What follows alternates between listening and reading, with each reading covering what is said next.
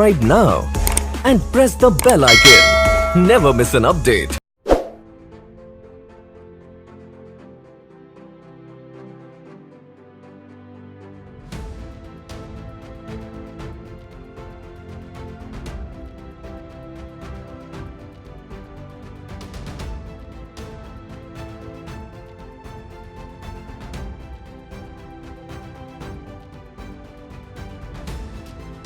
Well, I think one of the, like as I said earlier in my talk just now, the STO market today is in its very early stage of development, and because a lot of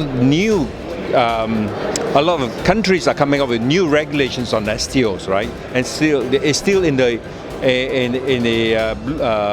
working state where they have not come up with something concrete or regulated at the moment. So I think for the rest of this year, I think especially in the second half of this year, you'll probably see a few more jurisdictions coming out with their new regulations on STO, and that's where things will start to move in respect of STO exchanges coming online in the latter half of this year.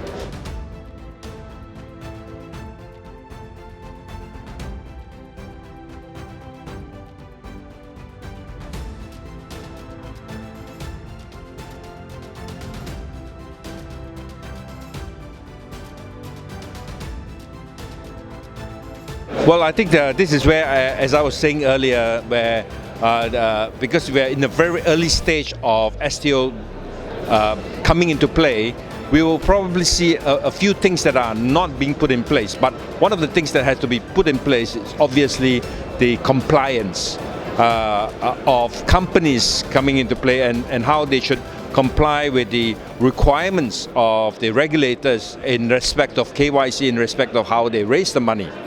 But in respect of their performance, as in the asset, their past history, and what they need to meet at a minimum is not yet evolved. So therefore, STO is much more relaxed when it comes to that requirement. And that's when there are lots of opportunities for a lot of mainstream companies coming onto play in the very early stage of STO, because this is when the regulators will start to learn and understand exactly how this thing will pan out in the next 1 year, 2 years, 3 years down the road, and that's when they start coming in with more regulatory requirements, and that's when it becomes more difficult, and it will converge towards the requirement of an IPO eventually. So it will converge, and it should converge towards the requirements like in a typical IPO that we see today. So this is how it's going to move on.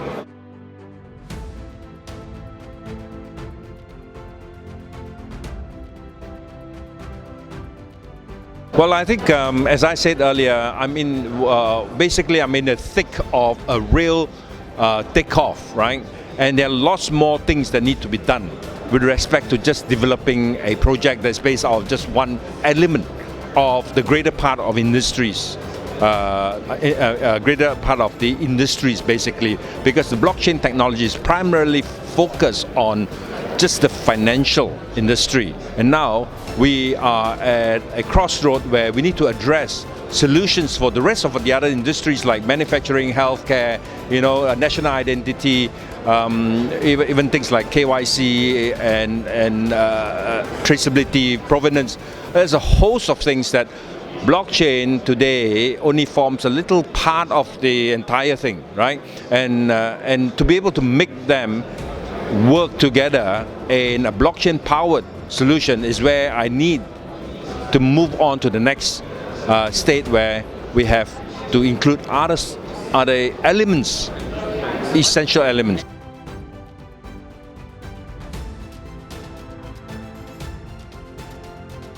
No, that's not true.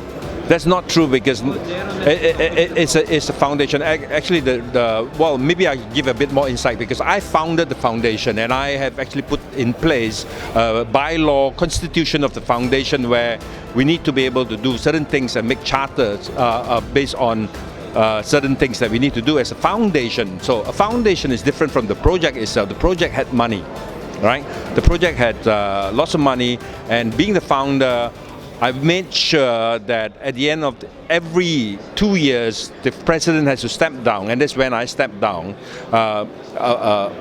in an early retirement, because in an anticipation of what needs to be done with the projects of NEM, basically what Proximax is all about, which is what I'm heading today. We are basically ecosystem player or part of the greater part of NEM, basically.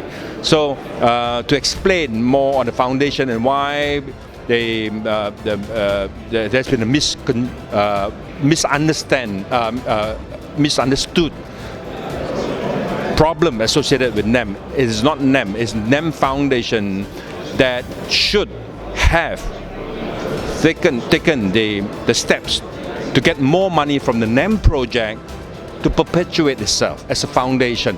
And it was misconstrued as something that has no money, going bankrupt, and has been highly sensationalized by a lot of people in making this as if NEM is failing, right? NEM is not failing. Even if NEM fails, Proximax, the organization that I'm heading today, will make sure that we will support NEM and basically take over NEM if it ever fails. You know, so that is on the premise that I will and we will, as Proximax, move on to the next stage.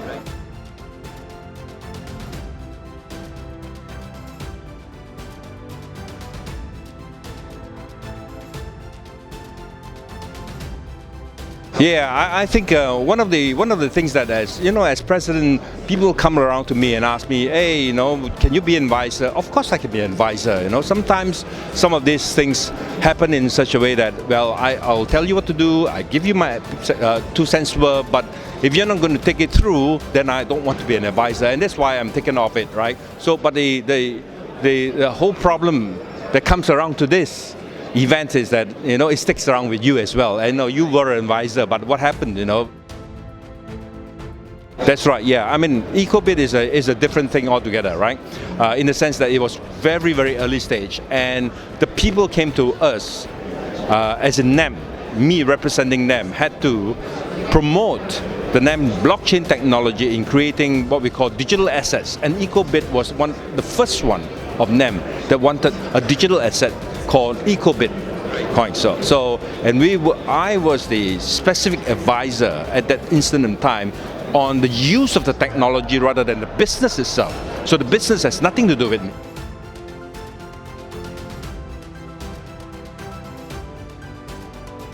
Well, I actually stepped down before.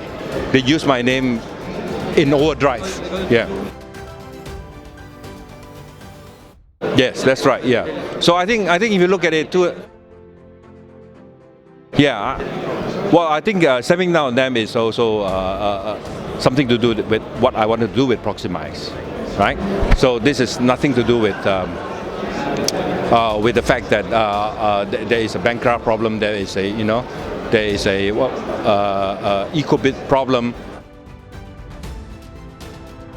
No, because I told you I walked out of it. We are finished. We are done. Yeah. So I'm no more an advisor to any of this, right? So I've requested them to take my name off this website because it's not right. But being an advisor, I don't know whether you know much about the industry. In a lot of all these so-called projects, a lot of these people, whether they are scammers or not, whether they're real or whether they have other intentions, they would like to have someone of known principles to be part of their show. But sometimes we do get into problems, right?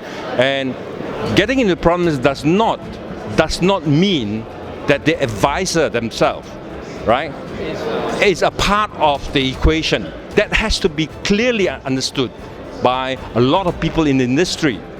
Because if they don't understand that, then there is a problem.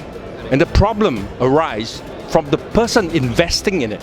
Because industry, everybody is feeling out there trying to understand what it is, and then when you invest, it is your responsibility to ensure that the project lives and the project is not a scam. But we being advisors, for example, me being an advisor, right, does not mean that I'm part of the game. It means that I'm advising on the technology. It's very clear in all this advisory that I offered myself to be. Is the domain expertise that I contribute to the project. Even some of this, they have actually gone against my domain. For example, Liven.com. If you look at Liven, is an Ethereum project.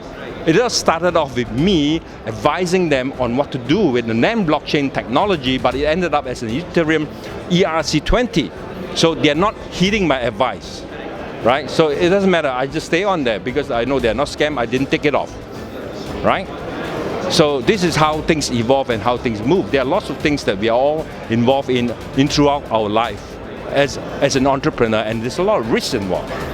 But it's very clear that if you look at my profile, I'm clean, right? That is what is most important than to address things that we all have done and has earned in the course of our business life. So this is what we should understand. So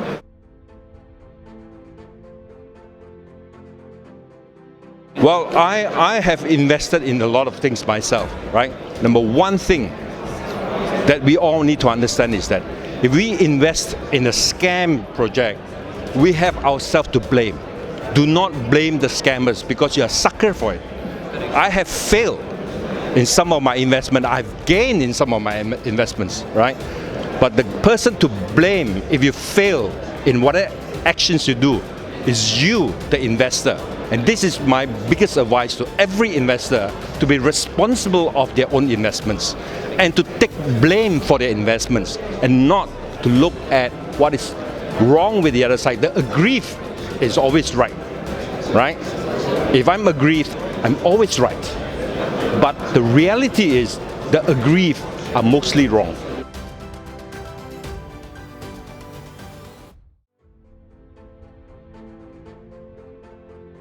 Yeah, I still throw 2 coins into the sea.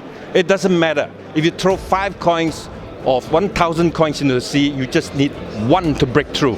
And then you would have made it. I mean, I have lost a lot, but I have also gained a lot. The end of it is that I've gained. And I'm happy with it, right? So, yeah.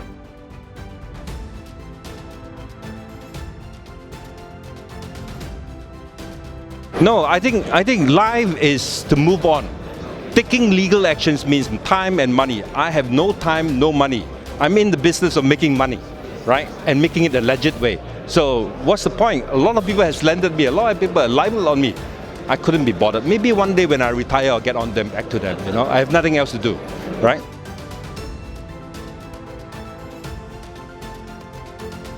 Well, as I have always been, I'm still around. I'm still working hard on the latest project, which is Proximax. And Proximax is, to me, I think it has much more future than a lot of blockchain projects out there.